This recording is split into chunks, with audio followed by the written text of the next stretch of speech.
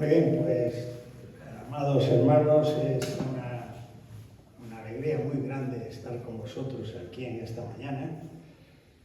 Damos gracias al Señor por vuestra presencia ya numerosa y me siento muy honrado también por la invitación vuestra a ministrar la palabra hoy. Algunos de vosotros, ya la mayoría, nos conocéis, y para los que todavía no nos conocen, pues deciros que tanto mi esposa Bea como yo estamos encantados de estar aquí, por primera vez además, en Puerto Seguro. Ese es nuestro refugio, es nuestra roca, lo acabamos de decir, Puerto Seguro. Cuando surge la tormenta, hermanos, ¿qué es lo que hay que hacer? Hay que buscar un refugio, un puerto seguro. Este no solo es un buen deseo, hermanos, sino que es un mandato también de parte de Dios, ser fieles a su palabra. Y esta precisamente es la diferencia entre una iglesia y un club de amigos. Quiero invitaros de nuevo a abrir vuestras Biblias a la lectura que ya hemos leído anteriormente, que encontramos en el Evangelio de Juan, capítulo 10. Yo quisiera hoy llamar vuestra atención sobre el buen pastor. Juan 10, en el versículo 11, dice: yo soy el buen pastor, y el buen pastor su vida da por las ovejas, mas el asalariado, y que no es el pastor de quien no son propias las ovejas, ve venir al lobo y deja las ovejas y huye, y el lobo arrebata las ovejas y las dispersa. Así que el asalariado huye porque es asalariado, no le importan las ovejas. Yo soy el buen pastor y conozco mis ovejas, y las mías me conocen, así como el Padre me conoce, y yo conozco al Padre y pongo mi vida por las ovejas. También tengo otras ovejas que no son de este redil. Aquellas también debo de traer, y oirán mi voz, y habrá un rebaño y un pastor.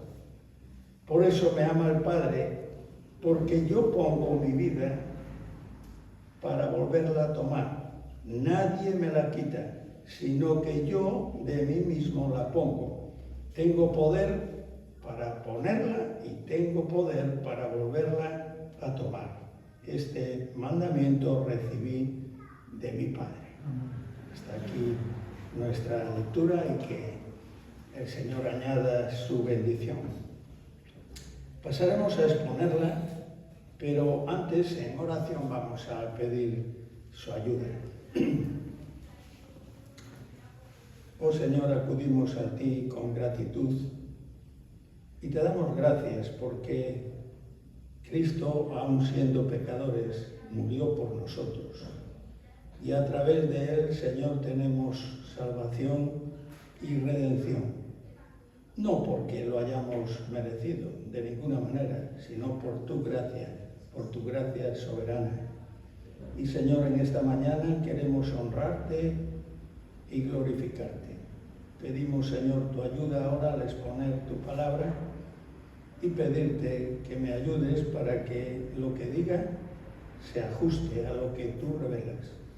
Este es nuestro propósito, pero aún así, Señor, pedimos auxilio, pedimos socorro, porque sin ti nada podemos hacer. Pedimos que tu verdad, Señor, sea expuesta, en ti confiamos y en ti descansamos. En Cristo Jesús. Amén. Amén.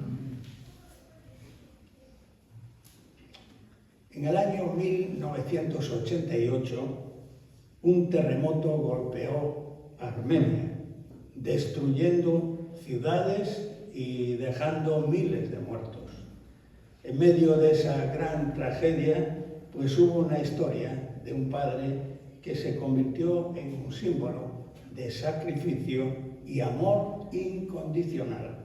Este padre, al saber que la escuela de su hijo se había derrumbado, corrió de inmediato allí y cuando llegó vio todo el edificio hecho escombros.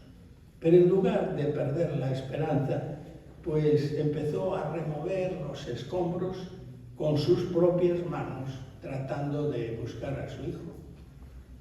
Otros padres decían, bueno, es demasiado tarde, aquí no hay esperanza, esto además es peligroso. Pero este padre siguió cavando piedra tras piedra, horas, luego días, sin rendirse. Después de 38 horas, escuchó una voz débil allí entre los escombros. Era su hijo. Y el niño dijo, sabía que vendrías, papá. Se lo dije a todos mis amigos porque tú prometiste que estarías siempre ahí para mí. Bueno, esta es una historia real. Es una historia real, hermanos, pero refleja el sacrificio, el compromiso del buen pastor en este pasaje de Juan, capítulo 10. De la misma manera que este padre no abandonó a su hijo, Cristo, el buen pastor, hizo algo muy superior. Dio su vida por las ovejas, dio su vida por ti y por mí. No huyó, sino que todo lo contrario, fue a la cruz para salvarnos. El buen pastor se sacrifica por sus ovejas, entregó su vida voluntariamente para salvarnos del pecado y de la muerte. El título del relato de hoy es fácil de señalar. Yo soy el buen pastor. Y para tratar de entendernos, de que podamos entenderlo, comprenderlo mejor, yo voy a dividirlo en 3 partes. Número 1, el sacrificio del buen pastor, versículos 11 al 13. En segundo lugar, el buen cuidado personal del pastor, versículos 14 y 15. Y en tercer lugar, para finalizar, la soberanía del buen pastor en la salvación, versículos 16 al 18. Yo soy el buen pastor, y el buen pastor su vida da por las ovejas. Mas el asalariado, el que no es pastor, de quien no son propias las ovejas, ve venir al lobo y deja las ovejas y huye, y el lobo arrebata las ovejas y las dispersa. Así que el asalariado huye porque es asalariado y no le importan las ovejas. El sacrificio del buen pastor, versículos 11 y 13. El amor de Dios no es una declaración, hermanos, romántica. Es un sacrificio, es un compromiso de amor. Lo que hace que este pasaje sea tan especial es que aprendemos mucho acerca de Jesucristo. Yo soy el buen pastor, y esto constituye una de la cuarta de las 7 declaraciones de yo soy. El domingo pasado sé que estuvisteis considerando yo soy la puerta. En nuestro pasaje de hoy, fijaros, encontramos por lo menos 5 o 6 veces el pronombre yo. Y este es Jesús predicando a Cristo y a Él crucificado, el predicador más grande que existió y que caminó además por esta tierra fue Jesucristo. Y predica sobre el tema más grande que existe, su propia muerte sustitutoria. Aquí se presenta a Él como el buen pastor que da su vida por las ovejas. Versículo 11. El Señor Jesús murió por las ovejas, murió por la grey, murió por el pueblo de Dios. Mateo 1, capítulo 21, dice allí, al empezar el Evangelio de Mateo, dice, porque Él salvará a su pueblo, no a un pueblo de sus pecados, sino a su pueblo. Es importante, hermanos, observar esto. En los versículos anteriores, del 1 al 10, figura el contexto y Juan lo identifica aquí como una alegoría. Fijaros, versículo 6. O para entendernos mejor, es una ilustración. Jesús acababa de decirles, yo soy la puerta de las ovejas, versículo 7. La invitación a Cristo es a entrar por la puerta, por esa puerta estrecha, Mateo 7:13. Ahora, hermanos, fijaros, nadie aceptará una invitación a menos que esté convencido de estas dos cosas. Una, el pecador debe estar persuadido que está fuera del reino. Esto no ocurría así en esta escena, porque los fariseos pensaban que sí estaban ellos ya en el reino. Y Cristo tiene que confrontar a sus oyentes que creían que eran parte del reino de Dios por el simple hecho de ser judíos. Esto pasaba con los fariseos. Nadie entrará por la puerta estrecha si no viene al convencimiento de que está fuera del reino. Si no aceptamos este hecho, nunca vamos a poder entrar. Nadie va al médico, ¿verdad?, cuando está sano. Y esto, pues, es lo que ocurría aquí. El pecador, en segundo lugar, debe ser persuadido de que necesita desesperadamente entrar, porque además el lobo anda alrededor. ¿Por qué voy a entrar sin necesidad por una puerta estrecha cuando estoy caminando por un camino pues más ancho, más cómodo? A menos que veamos claramente que ese camino al cual estoy yendo conduce a la destrucción, no lo abandonaremos nunca. Algunas personas escuchan el Evangelio cada domingo, saben que están fuera, pero no consideran nunca el peligro que están corriendo. He escuchado el mensaje vuestro el domingo pasado y estoy convencido, porque la Biblia además lo enseña, que el Evangelio es exclusivo. Jesús hoy estaría tildado precisamente de no ser inclusivo, porque Él es exclusivo. Fijaros cuando dice, yo soy la puerta. No dice, yo soy una puerta, sino que dice, yo soy la puerta.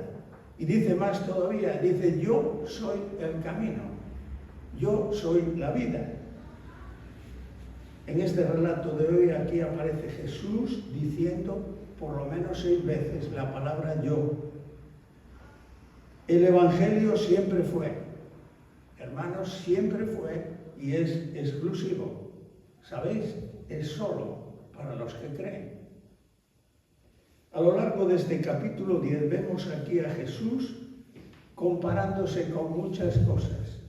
Y por una razón, para que nosotros podamos entender mejor. La Biblia contiene alegorías, pero debemos tener mucho cuidado también de no alegorizar la Biblia cuando la interpretamos. Y cuidado, porque los reformados, que tienen muy buena doctrina, la mayoría, no todos, alegorizan cuando llegan a la escatología. Cuidado, porque a veces nuestra imaginación vuela muy rápido. Bueno, este discurso sobre el buen pastor es una de estas alegorías. Jesús ahora se dirige a los falsos pastores de Israel al referirse a sí mismo como el verdadero pastor de las ovejas. Hermanos, Jesús muere por sus ovejas. Él dice, el buen pastor da su vida por las ovejas. Versículo 11. Yo pongo mi vida por las ovejas. Versículo 15. Versículo 17. Yo pongo mi vida. Y versículo 18. Yo de mí mismo la pongo. Está muy claro. Aunque este lenguaje figurativo pues representa su muerte sustitutoria en nombre de sus ovejas, para proteger a sus ovejas que están expuestas a un gran peligro, y su rebaño es indefenso, es vulnerable. Pero el buen pastor las libera del peligro en que se encuentran para entregar su vida hasta la muerte. Efesios capítulo 5 y versículo 2 dice, Cristo se dio a sí mismo por nosotros. Esto ni más ni menos lo que el Señor hizo, hermanos, al ir a la cruz. Era necesario su muerte para que ellos tuvieran vida. En Getsemaní el Señor pues tuvo que vérselas con aquel que representaba el lobo, Satanás, quien hubiera deseado pues la perdición de las ovejas. Jesús se declara el buen pastor que da su vida por las ovejas. Y esto, hermanos, es un compromiso de amor. Este es el máximo sacrificio de amor. No es como un asalariado que escapa y huye cuando el peligro se acerca, sino que el buen pastor se entrega voluntariamente por su rebaño. Y la primera aplicación práctica para nosotros que aprendemos es que, como creyentes, debemos entender la magnitud de ese sacrificio de Cristo. Cristo no solo murió en general por el pecado, sino que dio su vida específicamente por su pueblo, por su iglesia, por nosotros. Y esto debe llamarnos, hermanos, a una vida de fidelidad, de gratitud y de servicio fiel a aquel que nos amó y se entregó por nosotros. Este es el sacrificio del buen pastor. Segundo punto, el buen cuidado personal del buen pastor. Versículos 14 y 15. Dice allí, del versículo 14, yo soy el buen pastor y conozco mis ovejas y las mías me conocen. Y así como el Padre me conoce y yo conozco al Padre y pongo mi vida por las ovejas. ¿Sabías? Jesús ama a sus ovejas.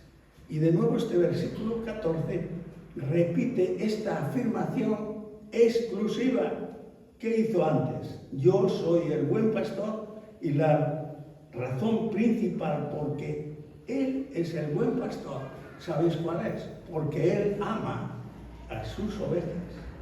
Y la clave principal de este amor, fijaros que es muy importante, es que Él las conoce. Y esto es importante, porque las conoce y por eso las ama. Juan es el evangelista que más usa esta palabra, conocer. Constantemente, a través de sus escritos, verás siempre esta palabra, conocer. Y cuando en la Biblia, hermanos, encontramos la palabra conocer, esta palabra habla siempre de una relación de amor.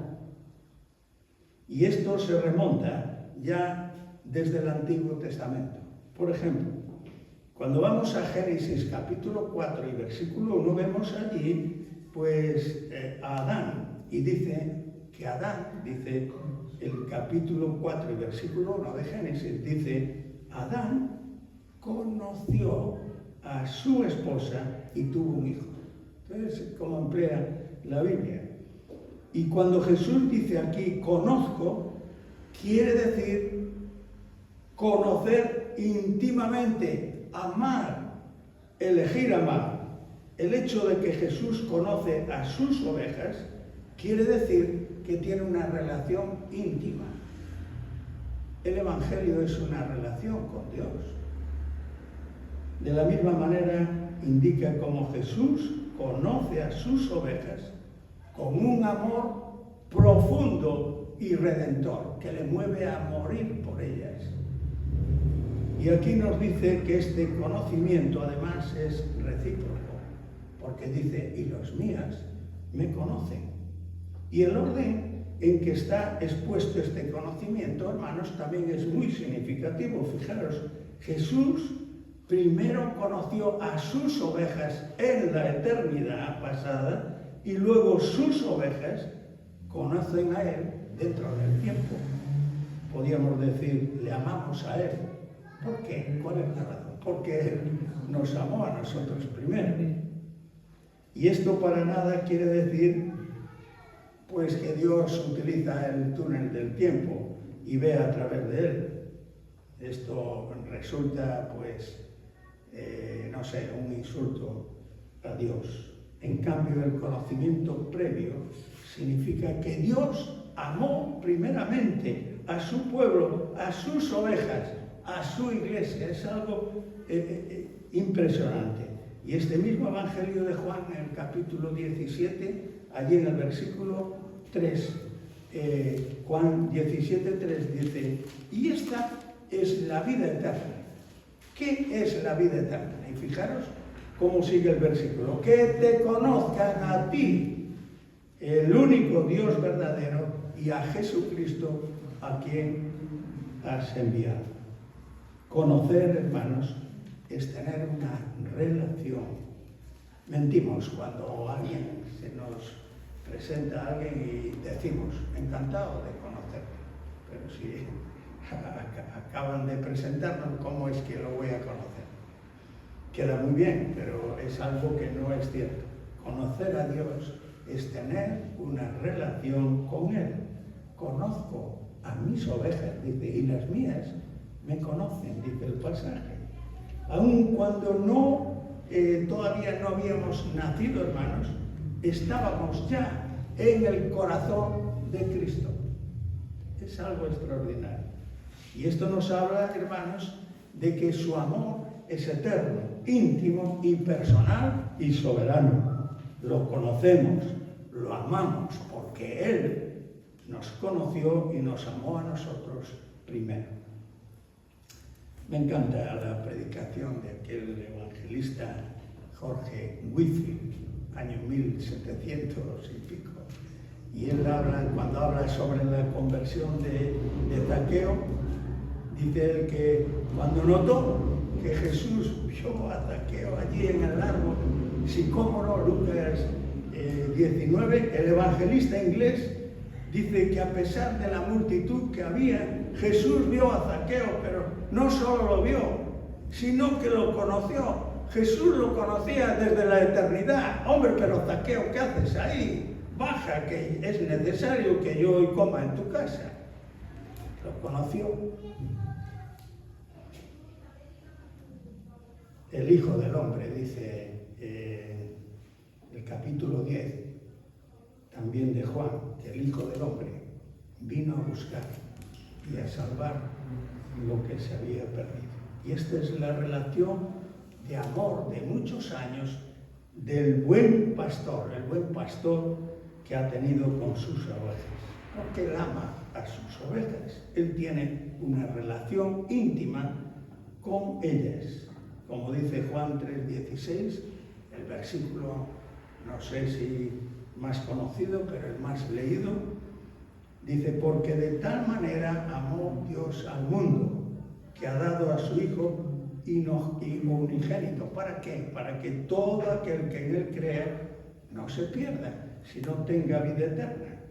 De tal manera amó Dios. ¿Y qué hizo Dios? Entregó a su Hijo. ¿Para qué? Para morir por tu pecado. ¿Y qué hizo Jesús? Dar su vida, ir a la cruz. El Sermón del Monte dice algo muy triste. allí cuando dice Señor, Señor, él dice nunca os conocí, no sé quiénes sois. Esto no ocurrió con Zaqueo. Amigo, ¿qué haces ahí? Desciende. Jesús lo conoció. El versículo 14 nos habla de un conocimiento mutuo entre el pastor y sus ovejas. Este conocimiento, hermanos, no es solo un conocimiento intelectual, sino que es una relación íntima y personal. Cristo conoce a cada oveja por su nombre. Ayer estuvimos ahí en un lugar, pues viendo un rebaño en este caso eran cabras, no eran ovejas, pero el pastor le llamaba por su nombre y le conocían, y las ovejas le respondían. Así que esta es una profunda relación, hermanos, entre el Salvador y los que son salvos. El versículo 15 nos habla del conocimiento de Cristo y el Padre. Jesús compara el conocimiento entre él y las ovejas con el conocimiento íntimo que tiene con el Padre. De la misma manera que el Padre lo conoce, Jesús conoce a sus ovejas y da su vida por ellas. Nuestra aplicación, pues aquí podría ser el amor común hacia todos los hombres y a su esposa, la Iglesia, su pueblo, sus ovejas. Y esta comunión perfecta de Cristo con el Padre nos da la confianza de que nuestra salvación está asegurada porque la obra de Cristo es conocida por el Padre. Y esto nos garantiza que las ovejas nunca van a ser abandonadas. Y terminamos con el tercer punto, la soberanía del buen pastor en la salvación, versículos 16 al 18. Yo también, dice, tengo otras ovejas que no son de este redil. Aquellas también debo traer, oirán mi voz y habrá un rebaño y un pastor. Termina diciendo este mandamiento, recibid de mi Padre. Las otras ovejas del redil, versículo 16. Jesús menciona aquí que tiene otras ovejas que no son de este redil, pero que debe traer. Y esto, hermanos, se refiere a nosotros, a los gentiles, que seremos incluidos en un solo rebaño, juntos, acompañando a un solo pastor. Los judíos pensaban que solo ellos eran sus ovejas, pero Cristo dice aquí, tengo también otras ovejas que no son de este redil, aquellas también debo traer. Versículo 16. El Señor no solo quería un rebaño judío, sino un rebaño compuesto de todos los que escuchan su voz, a quienes Él les da vida. Estas otras ovejas son los creyentes llamados entre los gentiles, la voz del buen pastor. Cuando oyes a un cristiano decir, pues hermano, yo por mi parte lo veo así, por el otro pues lo veo de otro modo, pues ambos no están caminando juntos o están caminando de acuerdo a sus puntos de vista. Ahora debemos preguntarnos, ¿qué caso hacemos, hermanos, a esa voz del buen pastor? Jesús dice aquí que habrá un solo rebaño y un solo pastor. Este es un hecho absoluto. Romanos capítulo 1 y versículo 6 dice que el Evangelio es poder de salvación para todo aquel que cree. Y fijaros en lo siguiente, dice al judío y también al griego. Hay otro redil, pero al final habrá solo un redil. Judíos y gentiles y un solo pastor, el buen pastor. Ahora estamos viendo aquí la soberanía de Dios en la expansión del Evangelio. llamando a todo pueblo, a toda tribu, a toda nación. La obra de Cristo no es limitada a un grupo étnico, pero sí a un pueblo. Un pueblo que es la Iglesia y que Él reúne de todos los rincones de la tierra. Bueno, en gran parte, pues casi lo vemos hoy reflejado aquí. Gran parte de los que estamos aquí no hemos nacido en un mismo lugar. Ya me gustaría haber nacido en Galicia. Bueno, es una broma. Pero aquí, ahora, no estamos representando pues Argentina, Perú, ni siquiera Cartagena, porque nuestra ciudadanía está en los cielos, ¿o no? Por tanto, somos peregrinos, ¿no? Estamos en la embajada. Esta es la embajada más importante de esta tierra. Esta, donde estamos hoy, que es la Iglesia. Esta es la embajada más importante que tenemos. Cristo dio su vida por las ovejas. Cristo puso su vida por la Iglesia. Y Cristo hizo esto porque nos amó. El amor de Cristo hacia su esposa, que es la Iglesia, es un amor incondicional. El verdadero amor es siempre incondicional. Dice Pablo, vestíos como escogidos de Dios, santos y amados. Fuimos escogidos porque fuimos amados. Y debemos amar a nuestras esposas, dice la Escritura, como Cristo amó a su Iglesia. ¿Cómo? Dando su vida por ella. Observo a veces que algunos creyentes, pues, como que quisieran hacer a Dios más bueno de lo que es. Y dicen, Dios ama a todos por igual. Bonita frase, y además una frase inclusiva. Efectivamente, Dios demuestra su amor por el mundo entero, no lo podemos dudar. Su gracia común y un amor universal. Ya lo creo. La Biblia dice que Él hace salir el sol cada día sobre unos y sobre otros, sobre los que creen en Él y sobre los que no creen. Sale el sol todos los días, sobre todo aquí en Cartagena, ¿verdad? Pero al mismo tiempo, Él amó a sus ovejas, a su pueblo, y no solo estuvo a punto de morir por ellas, sino que fue a la muerte por su esposa, por su Iglesia, la soberanía del buen pastor. Y voy a ilustrar. Sin duda yo os amo a vosotros porque sois mis hermanos. En Vigo tengo también una congregación que amo mucho como pastor. Pero si yo os dijera que os amo tanto como amo a mi esposa, pues tendría un problema. En primer lugar con ella y sobre todo con Dios. Porque no es así. Dios entregó su vida por su esposa.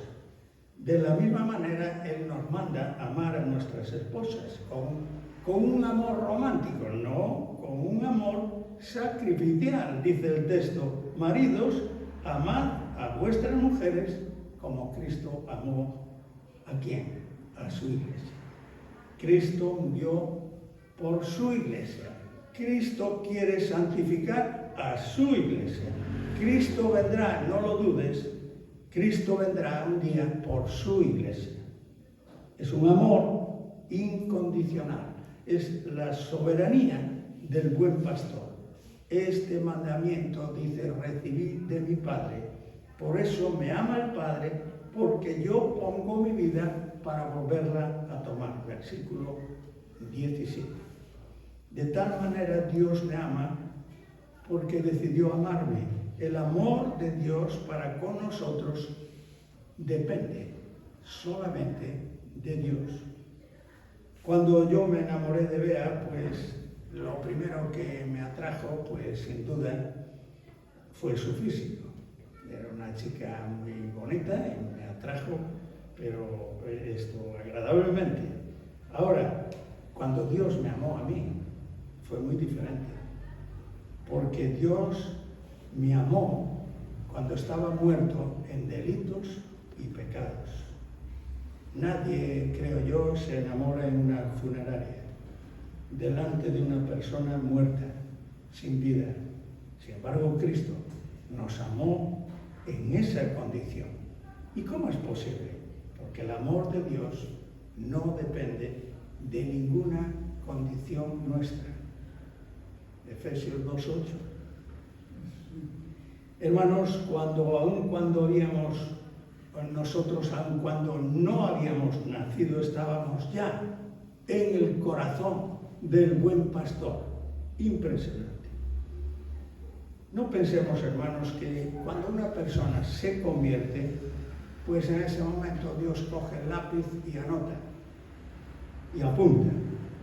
De ninguna manera, hermanos. Todos los que se salvaron, todos los que todavía se salvarán, están ya inscritos en el libro de la vida. Nadie nace cristiano, ni nuestros hijos ni nuestros nietos. Nacen todos incrédulos. Y todos los cristianos tienen que ser transformados, tienen que ser convertidos. La salvación, hermanos, pertenece a Dios totalmente. La salvación es de Jehová, como dijo Jonás. Jonás no fue allí a Nínive porque no quería que se convirtieran. La salvación es una obra sobrenatural y es una obra efectuada por Dios. Y la Biblia enseña que además ha sido efectuada, ha sido ejecutada por cada persona de la Trinidad. El Padre elige, el Hijo redime y el Espíritu Santo regenera, santifica. Ese territorio le pertenece al Espíritu Santo. Recuerdo una historia del gran predicador Spurgeon, que sin duda pues algunos de vosotros ya la sabéis. Resulta que una vez él estaba paseando por las calles de Londres y se le acercó un hombre totalmente borracho y le dijo: yo soy uno de sus convertidos. Y Spurgeon respondió: puede que seas uno de mis convertidos, pero lo cierto es que no eres convertido por el Señor, que es el que convierte. Dios es el dador, el hombre es receptor de la salvación. No dudemos nunca de la soberanía del buen pastor. Todos los que estamos hoy aquí, pues debemos responder a esa voz del buen pastor y debes venir a él arrepentido, confiando tu vida en él. La Biblia dice que cualquiera que invocare el nombre del Señor será salvo. Romanos capítulo 10. Y dice Isaías: todos nosotros nos descarriamos como ovejas, cada cual se apartó por su camino, mas Jehová cargó en el buen pastor el pecado de todos nosotros. La mayoría de los que estáis aquí sois jóvenes, pero quizás Santiago y Ana recuerdan un himno que se cantaba mucho en las asambleas de hermanos y resume muy bien la salvación del soberano pastor. Este himno fue escrito por don Enrique Turral hace más de 100 años y voy a citaros las palabras. Lo hemos cantado mucho, ahora hace muchos años que no se canta, pero dice así: el buen pastor al verme perdido e infeliz, llegando a donde estaba, me trajo a su redil, y al ver que Cristo me salvó, el cielo entero se alegró. Luego el coro decía: soy salvo por su gracia, su tierno amor me sacia, su preciosa sangre me lavó, y hasta hoy su brazo me guardó. Amén, que Dios os bendiga y os guarde. Vamos a terminar en oración.